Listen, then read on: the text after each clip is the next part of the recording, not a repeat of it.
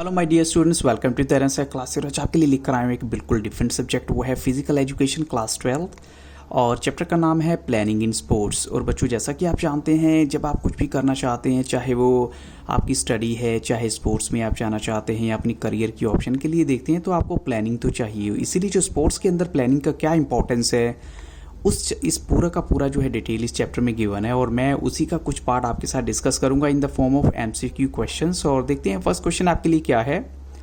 A well organise programme of physical education develops, यानी जो भी एक अच्छा फिजिकल एजुकेशन का प्रोग्राम होता है वो क्या डेवलप करता है। Develop the dash of students, आपको इस डैश को, इस ब्लैंक को फिल करना है अप्रोप्रिएट वर्ड के साथ। ऑप्शन आपके सामने है interest and enthusiasm, interest and jealousy, enthusiasm and jealousy, या कहीं इंटरेस्ट एंड नेगेटिविटी। एक वेल ऑर्गेनाइज प्रोग्राम जो होता है फिजिकल एजुकेशन का, वो बच्चों में क्या डेवलप करता है। तो बच्चों, यहाँ पर करेक्ट आंसर है इंटरेस्ट एंड इंथुजियाज्म, यानी उस गेम को लेकर इंटरेस्ट भी क्रिएट करता है और इंथुजियाज्म होता है उस गेम को लेकर उत्साह भी जो है डेवलप करता है। Option A is the correct answer. अब चलते हैं क्वेश्चन नंबर 2 के लिए।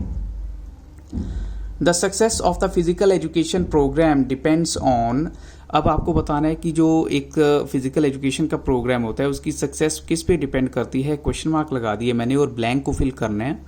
Efficient staffing and good direction, या हम कहें proper control and nice supervision, या कहें good coordination and chances of improvement, या कहें ऑल ऑफ दीज, यानी सभी के सभी ऑप्शंस करेक्ट होंगे यहाँ पर। तो बच्चों, अगर हम सभी स्टेटमेंट को गो थ्रू करें तो इनमें से कोई भी ऐसा पॉइंट ऐसा नहीं जो नेगेटिव है, तो इसका मतलब करेक्ट आंसर क्या होना चाहिए। Yes, all of these is the correct answer. यानी एक अच्छा जो फिजिकल एजुकेशन प्रोग्राम है उसकी सक्सेस डिपेंड करती है, वहाँ का स्टाफ बड़ा एफिशिएंट होना चाहिए, अच्छा होना चाहिए, डायरेक्शन अच्छी होनी चाहिए, कंट्रोल प्रॉपर होना चाहिए, और सुपरवाइज करने के लिए भी एक नाइस सिस्टम होना चाहिए, साथ में कोऑर्डिनेशन सभी का मिलजुल के काम करें, और इम्प्रूवमेंट का स्कोप भी होना चाहिए। क्वेश्चन 3 देखिए, from where do the basics of planning start, यानी कहाँ से बेसिक स्टार्ट होता है प्लानिंग का। ऑप्शन आपके सामने है इंट्राम्यूरल एक्टिविटी से, या कहें एक्स्ट्राम्यूरल एक्टिविटी से, या कहें एक्स्ट्रा प्लेयर्स, या फिर कहें ए एंड बी, दोनों करेक्ट होनी चाहिए। तो बच्चों, जो बेसिक्स वो कहाँ से स्टार्ट होगा प्लानिंग का, इट्स वेरी इजी। इसका करेक्ट आंसर है option D, both A and B. उसका रीज़न क्या है कि इंट्राम्यूरल एक्टिविटीज़ वो होती हैं जो विद इन द वॉल्स होती हैं इंस्टीट्यूशन की, और एक्स्ट्रा म्यूरल होती है जो बाहर आप ग्राउंड में, आप कहीं भी ओपन एरिया में करते हैं। तो विद इन दी वॉल भी नो डाउट ग्राउंड होता है, लेकिन एक एरिया, एक स्फीयर उसका छोटा होता है, लेकिन एक्स्ट्रा म्यूरल बहुत लार्ज स्केल पे भी आ जाता है। तो यहाँ पर करेक्ट आंसर है बोथ ए एंड बी, वहाँ से आपका प्लानिंग का जो बेसिक्स है वो स्टार्ट होता है। अब चलते हैं क्वेश्चन नंबर 4 के लिए। डैश इज ए सिस्टमैटिक, यानी ये एक सिस्टमैटिक एंड स्ट्रेटेजिक अरेंजमेंट है प्रोग्राम के लिए। ऑप्शन आपके सामने है sports events, league tournament, knockout tournament, या फिर प्लानिंग। इनमें से बच्चों जो है करेक्ट आंसर क्या होना चाहिए। किसी भी प्रोग्राम के लिए सिस्टमैटिक एंड स्ट्रेटेजिक अरेंजमेंट होता है, वो है प्लानिंग, यानी option D is the correct answer. अब चलते हैं क्वेश्चन नंबर 5 के लिए। Planning is the function that determines in advance what should be done, who said this. ये स्टेटमेंट किसने बोली थी कि जो प्लानिंग है वो एक ऐसा फंक्शन है जो आपको पहले से ही बता देता है एडवांस में कि आपको क्या करना है, क्या करना चाहिए। ऑप्शन आपके सामने है हेमन ने बोली थी, आल्फोर्ड ने बोली थी, बेल्ट ने बोली थी, या फिर नन ऑफ दीज, इनमें से कोई भी करेक्ट आंसर नहीं है। तो बच्चों, यहाँ ये स्टेटमेंट जो बोली थी उसका करेक्ट आंसर है ऑप्शन ए। हेमन ने ये वाली स्टेटमेंट दी थी कि जो प्लानिंग है वो एक ऐसा फंक्शन है जो डिटरमाइन करता है एडवांस, यानी पहले से ही, कि क्या किया जाना चाहिए। अब चलते हैं क्वेश्चन नंबर 6 के लिए। 1 from the following statements is not related to the duties of the committees which are formed for the smooth conduct of the sports tournament. इनमें से एक ड्यूटी ऐसी जो है वो नहीं है जो कमेटी से रिलेटेड है जब स्मूथ कंडक्ट की बात करें स्पोर्ट्स टूर्नामेंट की। तो ऑप्शन आपके सामने है प्री टूर्नामेंट वॉक, या प्री टूर्नामेंट वॉक, या ड्यूरिंग टूर्नामेंट वॉक, या पोस्ट टूर्नामेंट वॉक।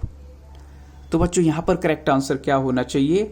इस स्टेटमेंट के अकॉर्डिंग करेक्ट आंसर है ऑप्शन ए, क्योंकि प्री टूर्नामेंट वॉक जो है वो कोई भी ऐसा ड्यूटी नहीं होती किसी भी कमेटी की। तो जो बाकी रिमेनिंग है, यानी बी, सी एंड डी, वो एक्चुअल में कमेटीज़ की ड्यूटी होती है जो प्री टूर्नामेंट वॉक भी करते हैं, और जब टूर्नामेंट चल रहा होता है उस दौरान भी वो करते हैं, और टूर्नामेंट के बाद का भी जो है काम उन्होंने करना होता है। तो ऑप्शन ए जो यहाँ पर वो मैच नहीं हो रहा था।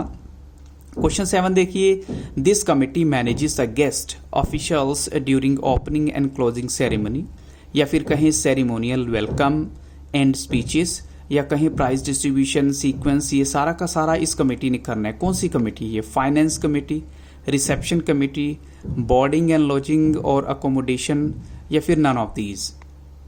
तो बच्चों यहाँ पर करेक्ट आंसर है नन ऑफ दीज। उसका रीज़न क्या है कि जो भी यहाँ ऑप्शन गिवन है उनमें करेक्ट ऑप्शन है ही नहीं, क्योंकि ये जो काम यहाँ पर मेंशन किया गया ये काम है सेरेमोनियल कमेटी का और यहाँ उसका मेंशन नहीं है, तो ऑप्शन डी यहाँ करेक्ट आंसर है। अब चलते हैं बच्चों हम नेक्स्ट क्वेश्चन के लिए। The process of arranging the teams in systematic order in various groups for competitive fights for physical activity cold, यानी उस पूरी प्रोसेस का नाम बताइए जिसमें टीम्स को सिस्टमेटिक ऑर्डर में अलग अलग ग्रुप्स में कॉम्पिटिटिव फाइट्स के लिए फिजिकल एक्टिविटी के लिए जो है उसको आप डिवाइड करते हैं। ऑप्शन आपके सामने है। टूर्नामेंट कहते हैं उसे, या गेम कहेंगे, या फिक्सचर्स कहेंगे, या फिर चैलेंज बोलेंगे उसे। तो बच्चों उस पूरी प्रोसेस को कहा जाता है फिक्सचर्स। एक्चुअल में इसको फिक्सचर्स कहते हैं जब सारा का सारा प्लान आउट किया जाता है कि किस तरीके से जो है गेम आगे बढ़ेगी, तो जो उसको नाम दिया गया वो है फिक्सचर्स का। अब चलते हैं क्वेश्चन नंबर 9 के लिए। It is a tournament in which a team continues to play further matches as per schedule till defeated, यानी जो ये वो टूर्नामेंट होता है जिसमें एक टीम जो है फर्दर मैचेस खेलती चली जाती है, जो भी स्केड्यूल बना होता है जब तक वो हार नहीं जाती। That is a team gets eliminated to play further if defeated, यानी जब वो डिफीट हार जाती है तो वो बाहर भी हो जाती है और लूज़ कर जाती है। इस टूर्नामेंट आपको नाम बताना है। टूर्नामेंट का नाम क्या है? चैलेंज टूर्नामेंट, पिरामिड टूर्नामेंट, या लीग कम लीग टूर्नामेंट, या फिर कहीं नॉकआउट टूर्नामेंट। तो बच्चों यहाँ पर जो करेक्ट आंसर होना चाहिए वो है नॉकआउट टूर्नामेंट। ऐसा होता है जिसमें अगर एक टीम नो डाउट तब तक खेलती चली जाएगी जब तक वो जीत रही है, लेकिन जैसे ही हार जाती है तो वो बाहर हो जाती है।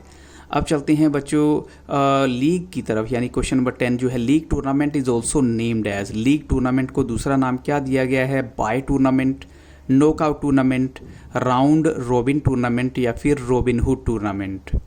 तो बच्चों यहाँ पर करेक्ट आंसर क्या होगा? यहाँ राइट आंसर है option C, round robin tournament जो है लीग टूर्नामेंट को नाम दिया गया है, जो दूसरा नाम।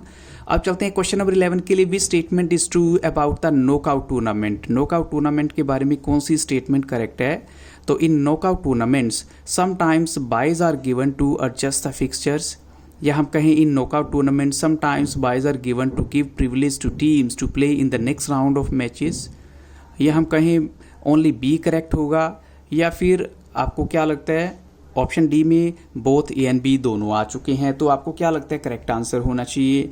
बच्चों यहाँ पर अगर हम स्टेटमेंट को देखते हैं तो करेक्ट आंसर है बोथ ए एंड बी, क्योंकि नॉकआउट टूर्नामेंट के अंदर byes are given to adjust the fixtures ये भी है, और साथ में इसी टूर्नामेंट में क्या होता है, बाइज जो है उस टीम को प्रिविलेज देने के लिए दिया जाता है ताकि वो नेक्स्ट राउंड के मैचेस खेल सके। तो बोथ ए एंड बी इसका करेक्ट आंसर। अब चलते हैं क्वेश्चन नंबर 12 के लिए। What happens when a team is given by? अब सिंपल क्वेश्चन सीधा पूछ लिया गया कि जब एक टीम को बाय दिया जाता है तो उससे क्या होता है? Bye is a sort of privilege to a team to play directly in second round, या कहीं a team that is given bye does not play the first round, या कहीं it is only given in knockout tournament, या हम कहें bye is also a necessity to complete a draw. तो अब बच्चों यहाँ पर आपको क्या लगता है? या ई ऑप्शन है ऑल ऑफ दीज के सभी ऑप्शन ही करेक्ट हैं। तो बच्चों अगर हम चारों ऑप्शन देखें हमें ऐसा लगता है कि सभी की सभी स्टेटमेंट बिल्कुल करेक्ट होनी चाहिए, तो करेक्ट आंसर होगा ऑल ऑफ दीज यहाँ पर।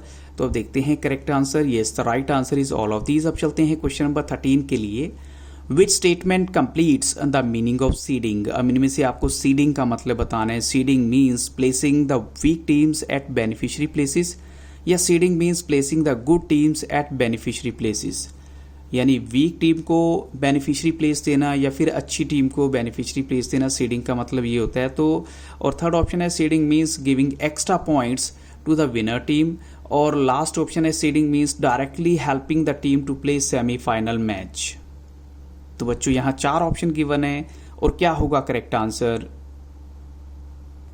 तो बच्चों यहाँ पर जो करेक्ट आंसर है, सीडिंग का एग्जैक्ट मतलब होता है placing the good teams at beneficiary places, यानी B option is the correct answer. अब चलते हैं क्वेश्चन नंबर 14 के लिए। Which other name is given to the challenge tournament? Challenge tournament को दूसरा नाम क्या दिया गया है? ऑप्शन आपके सामने है intra mural tournament, extra mural tournament, ladder tournament या फिर लीग टूर्नामेंट। तो बच्चों चैलेंज टूर्नामेंट को जो दूसरा नाम दिया गया है वो है लैडर टूर्नामेंट। अब चलते हैं क्वेश्चन नंबर 15 के लिए। Which tournament is use to give ranking in individual games like boxing, यानी जो देखिए बॉक्सिंग एक इंडिविजुअल गेम होती है, यानी 1-to-1 फाइट होती है उसमें, ऐसी जूडो में, ऐसी टेनिस में, ऐसी टेबल टेनिस में या बैडमिंटन में। तो इनके लिए कौन सा टूर्नामेंट यूज़ किया जाता है ताकि रैंकिंग दी जा सके, इंडिविजुअल जो है उनको रैंकिंग दें आप? तो ऑप्शन है intramural tournament, extra mural tournament, ladder tournament या फिर लीग टूर्नामेंट। तो बच्चों इट्स वेरी क्लियर, अगर कोई ऐसी सिचुएशन आती है तो उसके लिए जो टूर्नामेंट होता है जिसका नाम दिया गया वो है लैडर टूर्नामेंट, उसमें जो है रैंकिंग दी जाती है 1-on-1 पे। अब चलते हैं क्वेश्चन नंबर 16। इंट्राम्यूरल का मतलब आपको बताना है competition between 2 equal rank opponents, यानी 2 का मतलब है 2 यहाँ पर, यानी एक ऐसा कॉम्पिटिशन जो इक्वल रैंक ओपोनेंट्स के बीच में होता है, या the competition with in the walls of the institution होगा, या the competition with in the walls of the state हो गया, the competition with in the walls of the country हो गया।